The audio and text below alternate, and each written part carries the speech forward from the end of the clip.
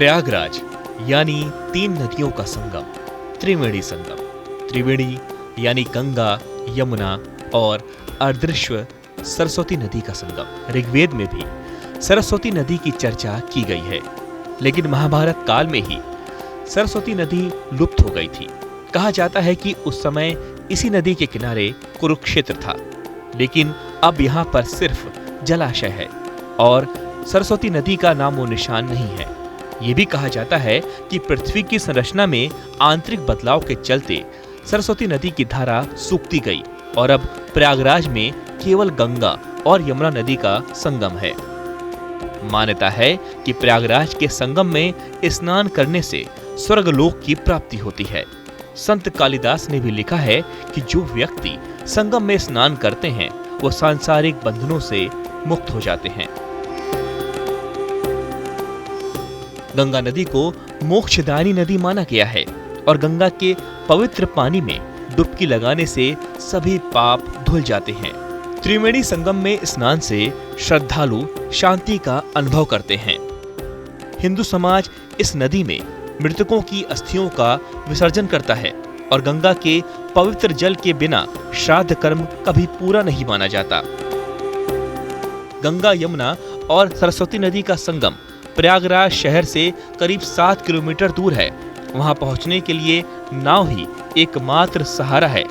मान्यता है कि संगम में डुबकी लगाने से सारे पाप धुल जाते हैं और वो व्यक्ति पुनर्जन्म के चक्र से मुक्त हो जाता है। गंगा के मटमैले और यमुना के हरे पानी के मिलन स्थल को देखने के लिए साल भर यहाँ पर्यटकों की भीड़ उमड़ती रहती है। कुंभ के मौके पर इसी संगम में दुनिया भर के श्रद्धालु प्रार्थना और पूजा करने के लिए आते हैं। पुराणों के अनुसार भगवान राम भी वनवास के दौरान प्रयागराज आए थे। प्रयागराज में त्रिवेणी संगम वही जगह है जहां समुद्र मंथन के बाद अमृत की बूंदें गिरी थीं। देश ही नहीं, विदेश से भी हिंदू श्रद्धालु इस पवित्र तीर्थ स्थल पर प्रार्थना करने और पवित्र जल में डुबकी लगाने के लिए आते हैं। महाकुंभ 2025 में एक अनोखा और अद्भुत नजारा देखने को मिला है। 3 वर्षों के बाद गंगा, यमुना और अदृश्य सरस्वती के संगम पॉइंट पर प्राकृतिक रूप से बालू का टापू बन गया है। स्थानीय लोगों का कहना है कि ऐसा हमेशा नहीं होता और इस बार 3 वर्षों के बाद ऐसा हुआ है। महाकुंभ 2025 और क्या अद्भुत समागम है, संगम है गंगा, यमुना और सरस्वती का। माँ गंगा प्रवाहित होते हुए माँ यमुना की तरफ जा रही हैं, तो वहीं दूसरी तरफ यमुना जी गंगा जी की तरफ प्रवाहित होते हुए आ रही हैं। दोनों एक दूसरे से मिलने के लिए ऐसा प्रतीत हो रहा है जैसे लालायित हों। और यह संगम इतना पुण्य स्थान है, बीच में ये टापू सा बन गया है। दोनों तरफ तमाम श्रद्धालु स्नान करने के लिए आ रहे हैं। हम यहां पहुंचे हैं ताकि हम आपको दिखा सके कि संगम कहां होता है। बिल्कुल ये टापू बन गया है बीच में। और स्थानीय लोगों से जब हमने बात की, जो यहाँ के नाविक हैं, तो उनका ये कहना है कि यहाँ ऐसा हो ही जाता है।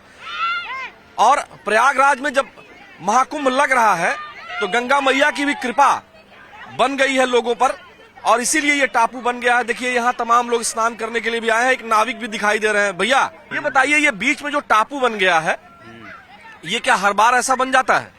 नहीं, हर बार नहीं बनता। अब की बन गया है, 3 साल बाद बना हुआ है। 3 साल बाद? देखिए ये 3 साल के बाद ऐसा संयोग हुआ है कि यहाँ इतना बढ़िया टापू बन गया है। तो 3 साल के पहले बना था, लेकिन हाँ 3 साल पहले ऐसे ही टापू बना था। हाँ, तो इससे तो लोगों को आसानी हो जाती होगी। आसानी हो जाती है। अब की बाबा जी लोग आए हैं तो अभी जल बढ़ेगा ना। हाँ।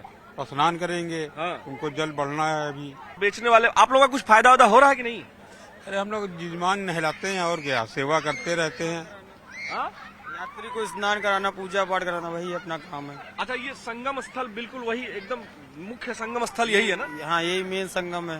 ये जहाँ हम खड़े हैं ये गंगा जी? ये गंगा है, उस तरफ यमुना है। मतलब जहाँ नाव लगी है उसके दूसरी तरफ उस तरफ यमुना है। सरस्वती गुप्त है। अच्छा। हाँ, उन्हीं के नाम से जो भी होता है, सरस्वती माता के नाम पूजा पाठ होता है। सरस्वती माता के नाम से पूजा पाठ होता है। 2 जल दिखता है, तीसरा नहीं दिखता। अच्छा। हाँ, 2 ही का संगम है। 2 ही का संगम है। ये बहुत ही बढ़िया है और यहाँ अद्भुत स्थल है। देख सकते हैं आप लोग कि यहाँ कुछ बच्चियां फूल और दिया भी दे रही हैं। बिटिया क्या नाम है आपका? आरती। आरती, यहाँ ये पूजन सामग्री आप बेच रही हैं? जी। अच्छा, इधर देखिए बेटा। हाँ, कब से बेच रही हैं पूजन सामग्री? हम लोग कभी से बेच रहे हैं। अच्छा, देखिए ये बच्चे हैं पूजन सामग्री जो बेचते हैं। तमाम लोग यहाँ आए हुए हैं और उधर भी देखिए कुछ लोग स्नान कर रहे हैं।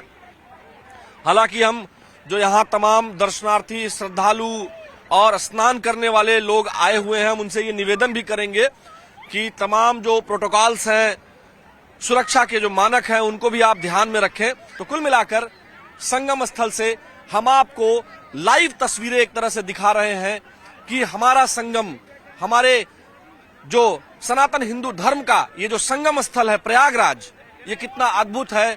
और यहाँ किसी को कोई बुलाता नहीं है, यहाँ स्वयं लोग स्वतः चले आते हैं, क्योंकि ये पुण्यकारी है, लाभकारी है। जन्म जन्मांतर के पापों से मुक्ति प्रदान करने वाली माँ गंगा, यमुना और सरस्वती यहाँ हैं, इसलिए लोग यहाँ स्वतः खींचे चले आते हैं। और आपको भी महाकुंभ में स्नान पर्व के दौरान आना ही चाहिए, क्योंकि यह त्रिवेणी सभी पापों से मुक्ति प्रदान करने वाली है। त्रिवेणी संगम न केवल एक महत्वपूर्ण धार्मिक स्थल है, बल्कि प्राकृतिक सौंदर्य का अनूठा नजारा भी यहाँ दिखाई देता है। अपने धार्मिक महत्व के अलावा त्रिवेणी संगम सूर्योदय और सूर्यास्त के मनमोहक दृश्य को भी पेश करता है। पर्यटक नदी पर नाव की सवारी कर सकते हैं या किनारे पर पिकनिक का आनंद ले सकते हैं। त्रिवेणी संगम प्रयागराज का एक अनूठा गंतव्य है, जो आध्यात्मिकता और प्राकृतिक सुंदरता का एक मेल जोल प्रस्तुत करता है। इस पवित्र स्थल की यात्रा एक ऐसा अनुभव लेकर आती है जो जीवन भर आपके साथ रहेगी।